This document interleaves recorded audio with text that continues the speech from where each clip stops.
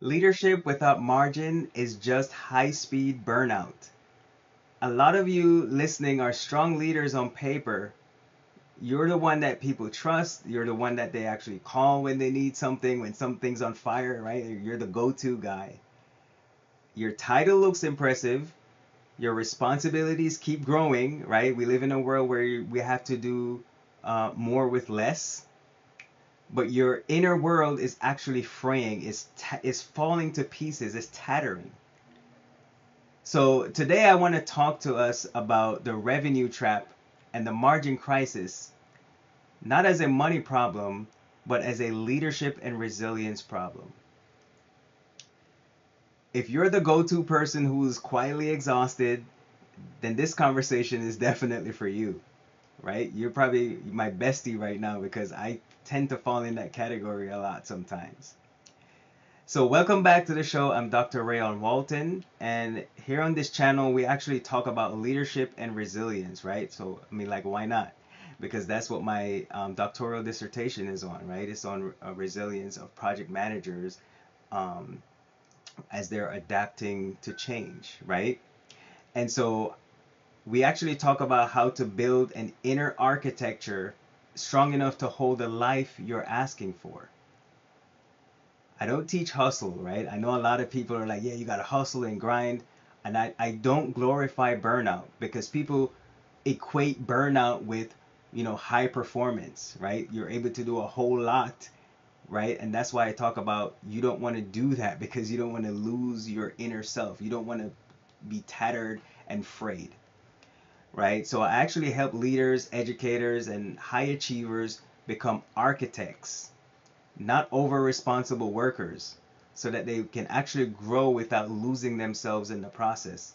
A lot of us are doing that, right? We're losing ourselves in the process because we're trying to overperform. And we're going to talk a little bit more about that here later on in the session. And so if you're watching this on YouTube, make sure you're subscribed because over the next few weeks, we're going to be going deeper into margin, identity, and life architecture, right? So those three main topics we're going to cover. So the first thing I want to do is actually define the problem, right? The problem is the revenue trap as a leadership failure. Now, let's talk about the revenue trap a little bit, right? So you're probably wondering, like, what exactly is he talking about? What is it? What is the revenue trap? So the revenue trap is when your outer success keeps growing, but your inner resilience is shrinking, right? I'll say that again. The revenue trap is when your outer success keeps growing, but your inner resilience is shrinking. Here's how you can identify that you're in the revenue trap or that your resilience is shrinking. You keep saying, once I hit this number, I'll rest. Case in point, right? I have some case in points here. So since I'm on this part of the topic, we say, okay, I'm gonna get to 10K, right? Or I'm gonna write, 5 contracts, or I'm gonna get to E7 for those of you that are in the military, or I'm gonna get to this level in corporate America, and then I'm just gonna kind of ride the wave, right? But what ends up happening is the more we start to earn because of all these different promotions or everything that we're doing to get ourselves towards that next level, once we get there, we're constantly building on top of that, right? It's almost like an addiction. The other thing that we would say to ourselves is like, man, once I get through this season, then I'll slow down, right? Your season could be a season of you're winning, right? You're just like just blowing it out of the water. And then you're like, once I get past that, then I'll slow down. Like something has to hit me, like really bad for me to slow down. Where sickness or disease, right? We don't want any of those things to happen because that is, again, we fall into that revenue trap, right? But the finish line keeps moving. The bar keeps moving. So every time we get the promotion, then we're like, okay, well now I need to strive to get the next promotion, or right? It's a constant. That's that revenue trap. And it's not that you have bad time management. It's a leadership problem because as leaders we're actually responsible for the architecture of our lives, for the architecture of our teams. And so when we build models that require us to be super human just to keep up, that's not strength. That's actually a design flaw, right? I've been around many different leaders in my career in the military, even outside of the military and in corporate America. And you see it, that model, you see, first of all, the model Marine or the model employee, right? The one that's getting all the accolades, they're winning all these awards, right? The ones that's getting promoted, they're growing in influence, right? Maybe they're the person that's on social media that has, thousands of followers. Their videos get like 10,000 views, within seconds, right? Those types of people, right? They're the ones that's, they're the ones that's hitting the ball out the park essentially, right? But what we don't see is what happens behind the scenes. And sometimes they will come and they will privately tell me, right, like, I don't know how much longer I can do this. So, and I use this example, especially in corporate America, like I mentioned before in the example, we're expected to do more with less, right? And so what ends up happening is, because we're doing three people's jobs, we start to become, concerned about our health, about, are we able, how much longer can we keep this up without flipping out, right? And so that's the revenue trap, right? More visibility, less vitality, right? Like, everybody knows who Rayon is, right? Like, he's the greatest, like, he's the go-to guy, right? And then the other portion of that is the margin crisis. And this is where the resilience, right? Your ability to withstand, your ability to bounce back or bounce forward, right? Depending on where you leave off from the resilience spectrum, right? Whether you're anticipating, adapting, or coping, which are three different pillars we'll talk about in a different podcast, right? But I want you to think about margin as your leadership safety net, right? So what exactly do I mean when I say margin? So margin is actually the space between your limits and your obligations.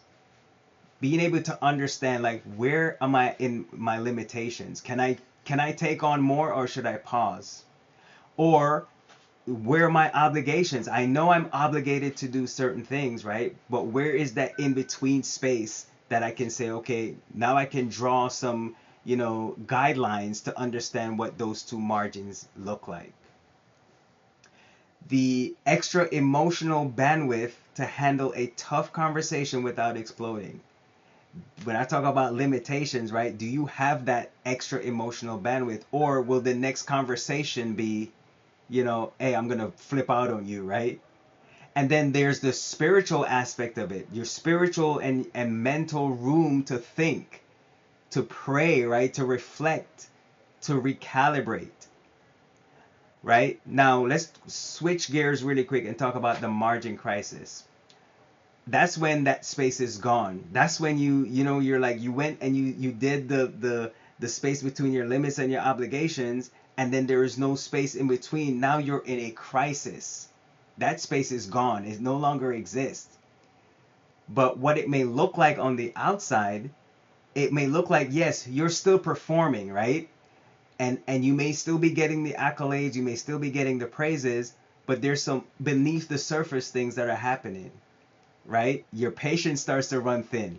Your creativity becomes low, right? And then your body is tired, like, in ways that caffeine can't even fix it, right? And so that's not a weakness per se. That's your blueprint, your architecture screaming, we're not built for this load. This is too much. This is too heavy. And so this is when we get to that point now where we have to reflect and question ourselves, right? And you can think about this in many different ways. You can write it down, you can, however you decide to do it, right? But we should start to ask ourselves the questions like, where am I noticing my margin crisis right now?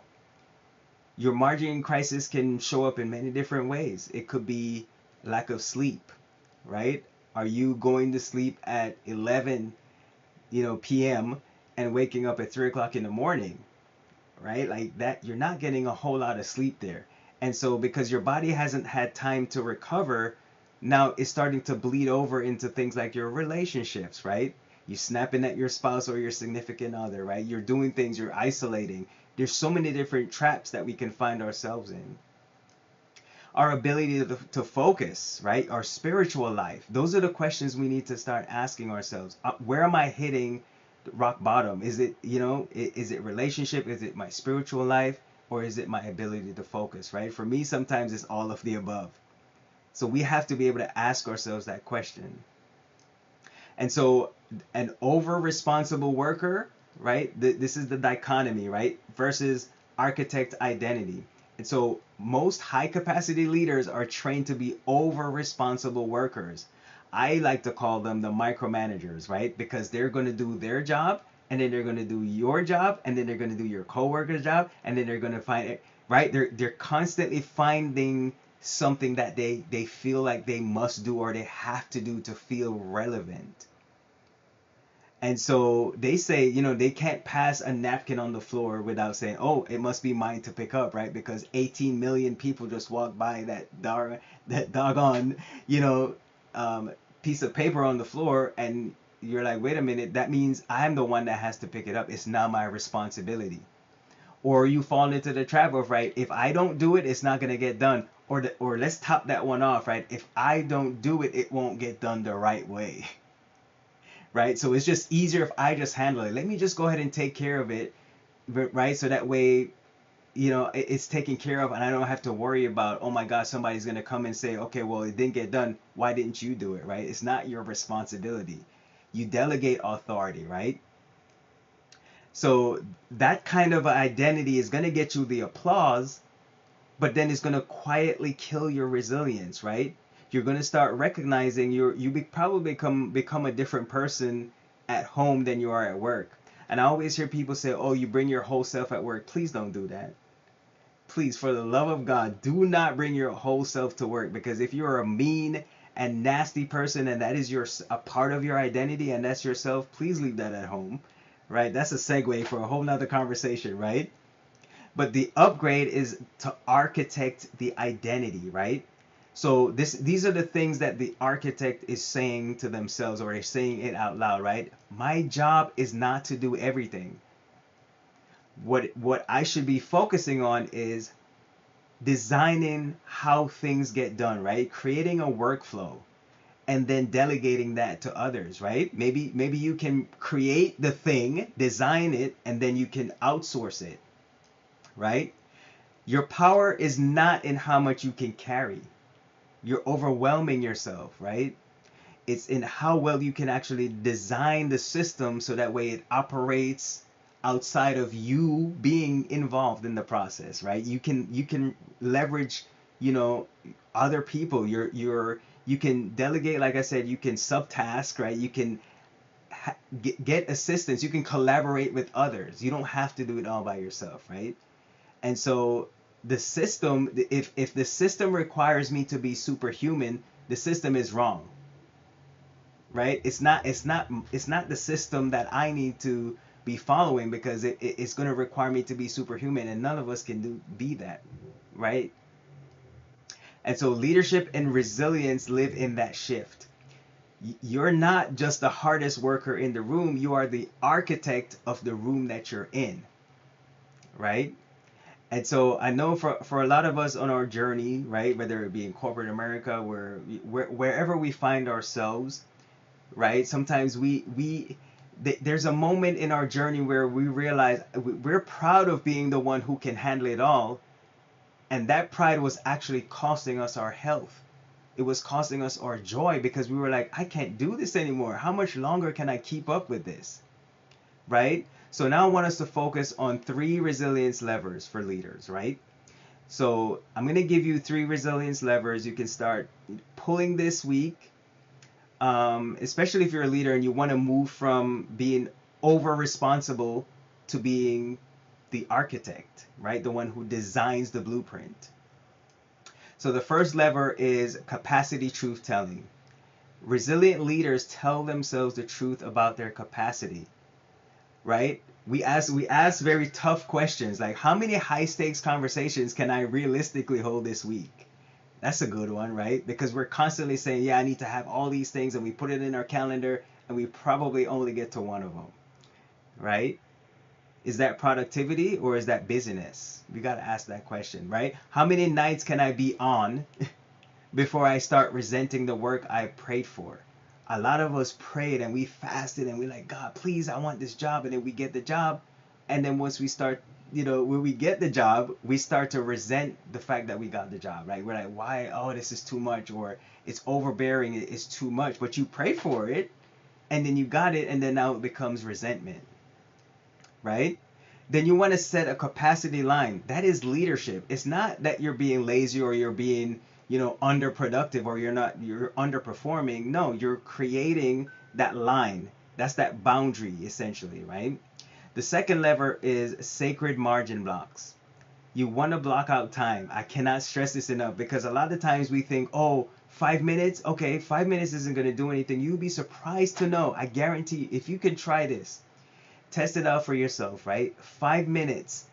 Take that block of time in your week that is not negotiable. It's, you're not having meetings, there's no output, there's no performing, right? And you can call it whatever you want to. You can call it architecture time, you can call it margin block, you can call it leadership hour. But this is the time where you're focusing on, you're actually thinking, you're doing critical thinking.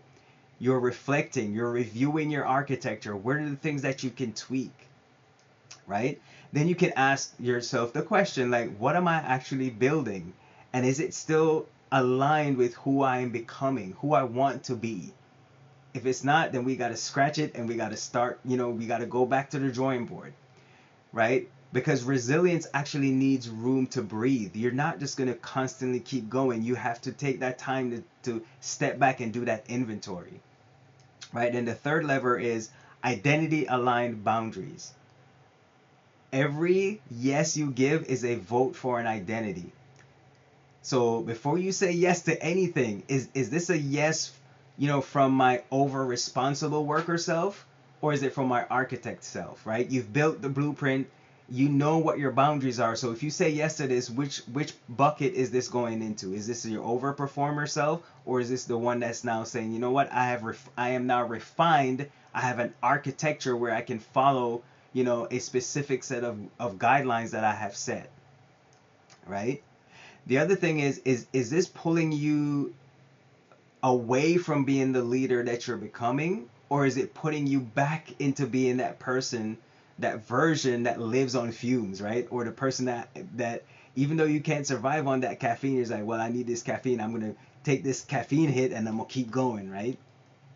Because resilient leadership starts when you stop betraying your future self to rescue everybody in the present. You got to think forward. You can't just constantly focus on this moment in the present, here and now, as it relates to who you're becoming as a resilient leader. So what I want to do now is I actually want to connect, you to my ecosystem in leadership, right? And we're gonna talk really quickly about this. This is the lightning round, if you would, right? And so what I've done was I've created a resource and I call it the Margin Blueprint. It actually helps you name your where your resilience is actually bleeding, right? Before you apply the tourniquet, you got to find out the root cause. You got to find out, where am I bleeding from? And it's actually going to help you to see the patterns in your yeses. Like, why are you saying yes? Right? What are you doing it because you're overperforming, or is it really aligned to the person you're becoming, the leader you're becoming? And then you want to identify your first most important redesign, right? So that's all going to be in the blueprint. I'll have the link posted here in short order, right? You may not see it right away, but I'm going to be uploading that shortly.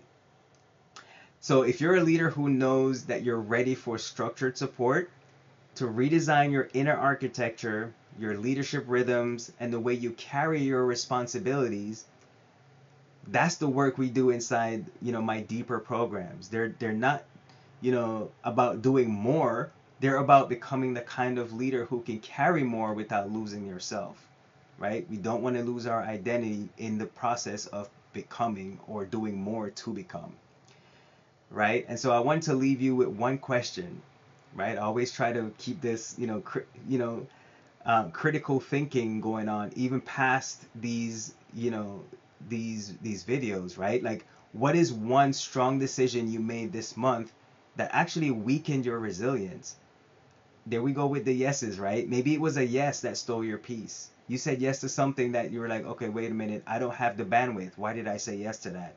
Or maybe it was a night where you should have rested, but you performed instead.